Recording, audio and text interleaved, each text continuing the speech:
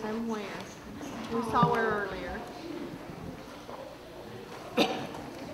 At this time, it is with great pleasure that I introduce the keynote speaker for this evening.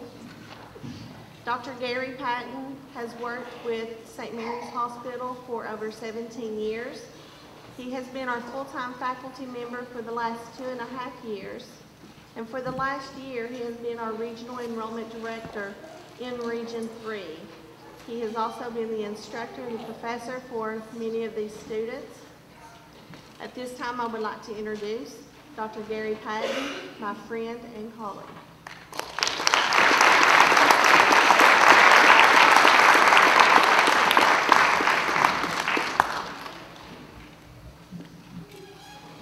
Thank you, Sheila. 2 years ago, I met you as students. You quickly and rapidly became promoted to what I refer to as colleagues in formation. And now you have been promoted again to colleagues. You have finished your training, you have excelled. And so colleague to colleague, I want to thank you for the opportunity and the privilege to speak to you and speak for you tonight. When I heard of your selection, I was indeed humbled, and I truly want to thank you. A minister friend of mine tells a wonderful story about preaching one Sunday morning, and in a crowded congregation, he began to hear some mumbling. Well, not losing stride, he continued to preach, but he glanced around to try to detect where this was coming from. Couldn't find it. He continues to hear the mumbling. He continues preaching and still scanning the audience, and finally he detects that over to his left, about 5 pews back, in the middle of the pew, is a woman holding a little girl. The little girl is about 3, and she's mumbling to her mother, and her mother is saying, "Shh." But the little girl could not be denied as she continued to increase her volume, and finally he, the minister, and everyone could hear her saying, "Mommy, me have to go potty." Looking around and seeing no way to get out of the pew without creating a major disturbance, she finally sat the little girl down and told her to go on her own and leaned back to listen to the sermon. The little girl proudly paraded out. Well, she was gone. She was gone. She was gone. And the mother was glancing over her shoulder and looking nervously around, thinking maybe I should have gone with her, but I couldn't get out. She was glancing over her shoulder again, and about that time, the minister and the mother both noticed about the same instant the door to the back of the sanctuary opened. And there she stood, with her outfit and her little underwear down around her ankles.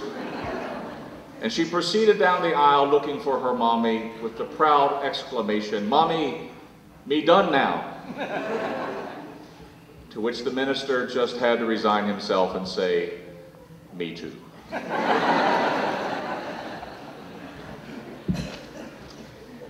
You have earned the opportunity and the privilege to say, "Me done now." Me done now. And your faculty can equally, with a sense of relief, say, "Me done now, me too." And the families can say, "Me too. We're done now." And there's not a whole lot left to say, except to send you on your way, knowing that you're done now. But in a sense, you're not. I just want to share with you a couple of brief ideas that come to us from the insightful and wise comments of Wynton Marsalis.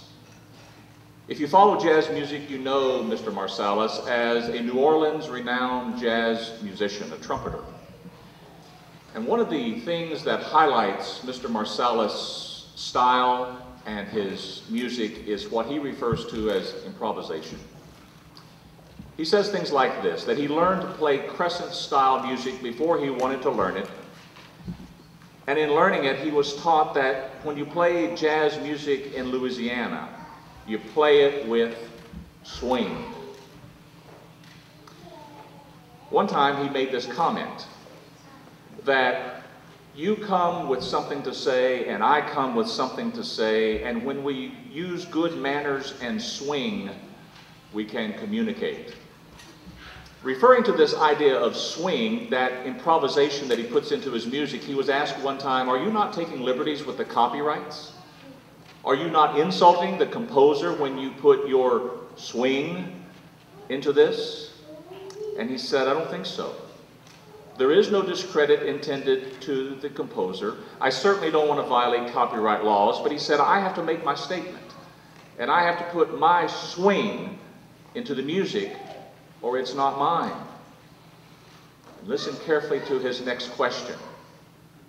He said, you got to play your music with your own swing, because that's your statement. And if you miss the opportunity to make your statement,